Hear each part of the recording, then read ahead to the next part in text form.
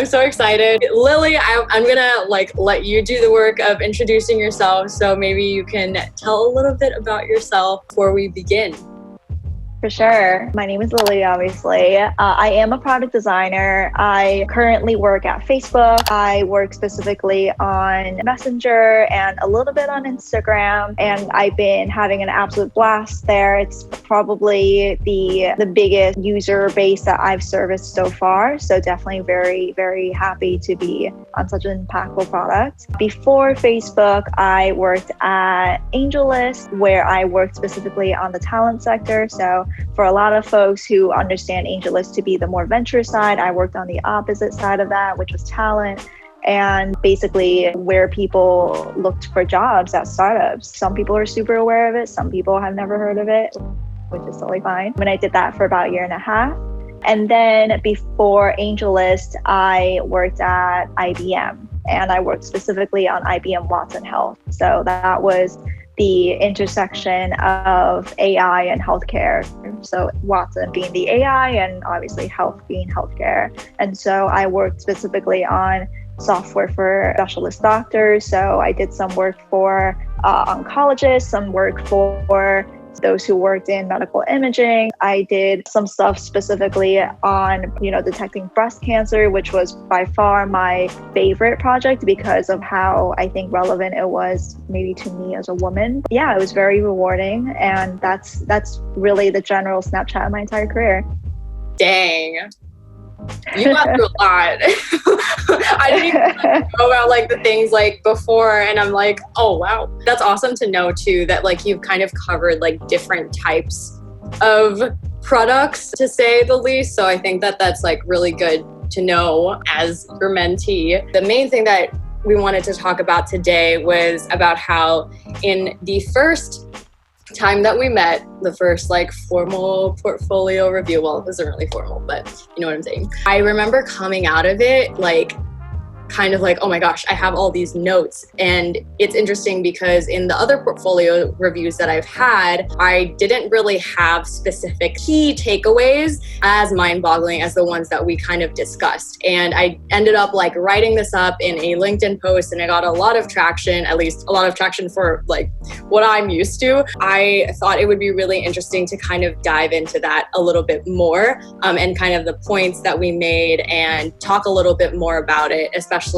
not just specific to my project, but specific to all the other things that you have seen. So I'm sure you can also, if you're comfortable giving other examples, that would be great as well. The first point here is I didn't know that for your portfolio that you didn't need to explain your entire project process. For some reason in my mind, I'm oh, I have to tell the viewer everything that I did, from every sketch to every decision and why. And I noticed that when I was doing other portfolio reviews, people were that's a lot of stuff to read through. So I was just yeah, but don't you want to know about it? You're absolutely right. And I'm glad that this is coming up first because it's probably the most common mistake I see across all portfolios. And honestly, I don't think that it's any designer's fault. It doesn't matter how senior you are. I get it, because at the end of the day, you put in the work and you want to show the fruits of that labor. And so I understand completely. I used to do exactly the same thing. I'm actually in a very grateful mindset because I did that, and I still was able to snatch opportunities where someone took the time to read the essay that I vomited out. But that is honestly more luck than anything.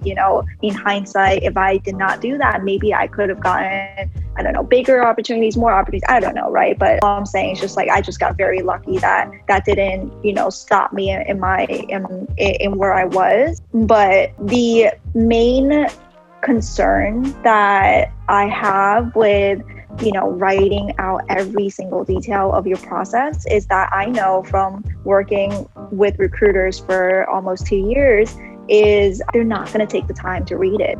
I have seen them go through dozens of portfolios a day. And so they're really trying to optimize the number of potential candidates versus the amount of time they're putting in. And really think about how these companies are getting hundreds, perhaps thousands of applicants a day even. And so for them to have to vet through every single one, they're not going to spend more than 5 to 10 minutes on your portfolio. And so this is why it's so important to really be selective about what you're showing. And at the end of the day, the different things that I mentioned to you and the different things that I'm probably going to talk about that are more important to show are basically more impact focused, more outcome focused. Mm-hmm. So for instance, I think we spoke about really talking about the solution first. Like, let's show the solution first before we really get into the process, because, you know, the recruiter is only human. And so they're not going to, unless you worked for a super big name that have them hooked throughout, they're not going to really expend that energy to find out more about you if they're just, you know, uninterested, you know. And so you really want to hook them in with like, here's the problem, here's the complete solution right away, no process, right? It's almost like a commercial. Mm-hmm. And then once they go, oh wow, yeah, that solution is amazing, it's so well done, then you start, you know, reeling them in with the process, which comes in the form of the iterations that you did, the research that you did. And the reason why I'm talking about making that as outcome focused as possible or impact focused as possible is that when it comes to research, people also do that mistake of vomiting out every step of research, being like, I did 3 rounds of surveys with 25 participants. These are the questions I asked, and these are some graphs showing the way that they responded. And I'm sure out of that, there's really only one sentence that I really needed, which is, what did you learn from that research? You know, I don't care how many people responded really. What I really care about is, based on what they said, how did that impact your work? How did that actually have meaningful leverage on your decisions? Yeah. Because a lot of junior designers really think like, okay, like I'm doing research because I need to validate my decisions. I need to make sure that I'm in the right direction. Right. But a lot of times in the messy world, research is the thing that's guiding very, very complex, nuanced decisions. Mm-hmm. And so I want to understand that you understand that. And so wipe out all of research and just tell me a bullet point list of the different insights that truly, truly matters. And that's honestly enough. Right. And then, you know, follow up with iterations again, like I said, impact focus in the way that per iteration, you know, what were the different trade-offs you made and why, according to those trade-offs, why did iteration C make it through to the end? And that's it. That's all I need to know. I know I'm jumping ahead of myself because I know you have a point talking about no lo-fi sketches, but no lo-fi sketches, because they don't provide the value that I'm looking for. They don't tell me the trade-offs I'm looking for. They're just telling me like, oh, you did the work, which is a baseline, you know? I think that that's really important to know, because I remember thinking like, but don't you want to know like what kind of questions I asked in my interviews and like stuff like that? But I think at its core, I remember the one thing that like kept coming up in our conversation is just like, the important thing is to answer the question, so what?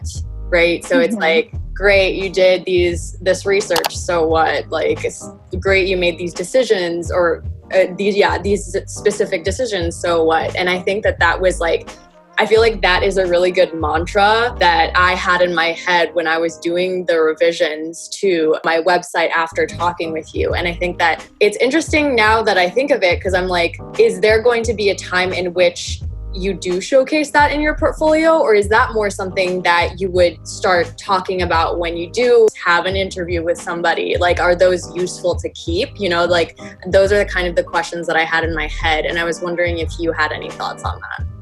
Yeah, I mean, you know, being selective about what's important to show is basically an art form in itself. And I'm not even joking. It takes so many, you know, terrible interviews for me to have finally learned what was important. So you're definitely right.